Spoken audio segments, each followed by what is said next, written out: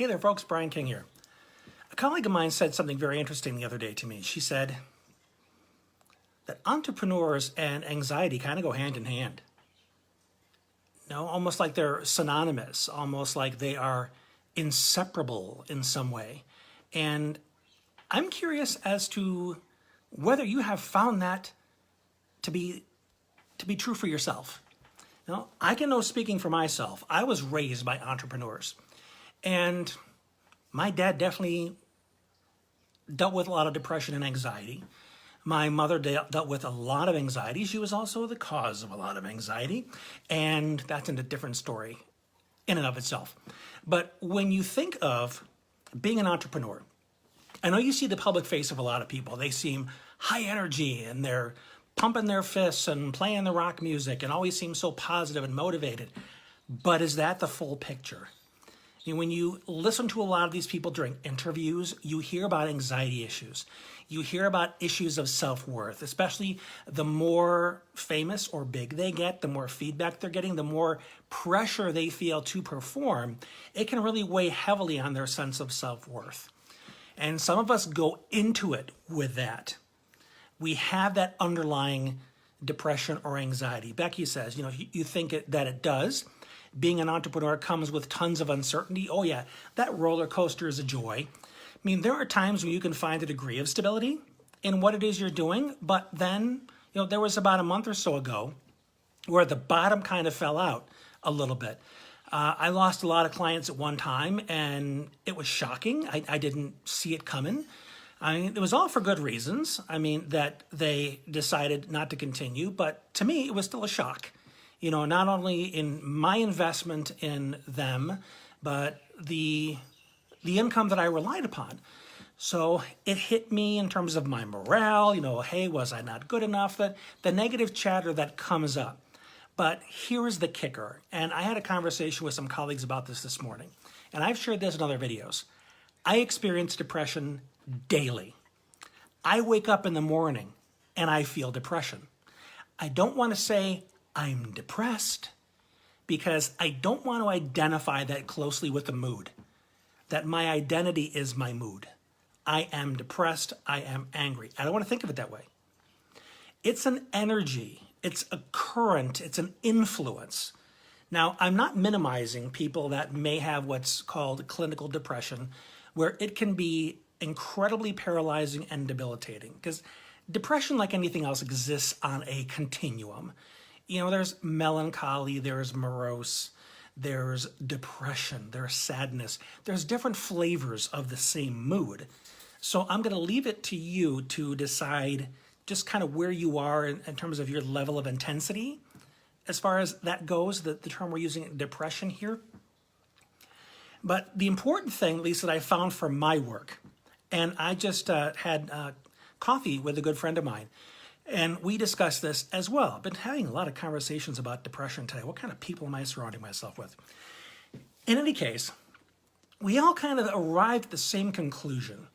And that conclusion is that depression can be something that is used as an incentive to stay in action as much as possible, to remind yourself that you live in an abundant universe, that you're taking action to create something, that you want to do good for somebody so that they feel good and you feel good. You want to exercise so you get that shot of dopamine, those endorphins. You increase the blood flow to your brain, the oxygen, and you feel better. You want to go for a walk to connect with nature. Smell the smells, depending on what those smells are. I live in a farm country. Use your imagination. But there are a lot of pleasant smells out there as well. Anything that you need to connect to raise your energy and remind yourself that although depression can be a pervasive part of your experience, it doesn't necessarily have to be a defining experience as far as the lens you have on the world. Now, I'm not pretending for 1 second any of this is easy. I experience depression and anxiety daily, constantly. And I know this might be an apples and oranges comparison to some, but when you are fighting an addiction, you're recovering from an addiction, you need to wake up in the morning deciding, I'm not going to use today. I'm not going to indulge in a substance. I instead am going to focus on my sobriety and all these different things I must do to maintain my sobriety. When it comes to depression and anxiety, you wake up and you make that constant decision that I am not going to give in to the invitation to wallow in sadness or to wallow in worry. Okay? And yeah, Jenna, you happen to chant that changes your mindset, it changes your focus. And I know the one that you're referring to, and it's very much an abundance way of looking at things. You can meditate, you can listen to certain kind of music, listen to an inspirational podcast, anything that reminds you that the lack that anxiety and depression is fueled by is not the way or not the lens you need to favor in terms of how you look at the universe. You know, I work with entrepreneurs all day long. It's one of the groups that I coach, you know, in addition to parents dealing with ADHD and Asperger's and such. And one of the things I work on with my clients is the importance of focusing on opportunities. Where do opportunities lie to be helpful, to share the things that you offer with your tribe? Not in a pushy way, but in a way to just remind people that you have unique solutions for them that they may want to give some mind to or some consideration to. But even if they say no, you're still showing up and reminding them that you can be helpful in specific areas. And being helpful and seeing that there are people out there that need you, that there are ways you can contribute on such a vast scale, reminds you that you are playing on a large field. You're not playing in a little pond. You're not living in this closet. You're not walled off from the world by these feelings of scarcity. You, in fact, are engaged in a larger world that is filled with possibilities and people that are looking for the goodness that you have to contribute. And the more you can stay engaged in that, the easier it is to maintain that perspective that can kind of override your depression and anxiety for a while. Now, one last cautionary tale. I was watching a Facebook Live the other day from a colleague, and one of the questions she asked challenged my perspective really dramatically. One question she asked is, who are you if you are not helping? And it occurred to me that there are some times where I can really get caught up in the helping that I forget to take a break or I forget to realize that there is more to me than the person that is helping. That I don't always have to be in that state of doing in order to be of value. I can also just be the person that is present. The person that is just relaxing, easier said than done. The person that's just enjoying quiet time with his kids or reading a book. Because helping is a means to the end of living our life purpose, one of many means.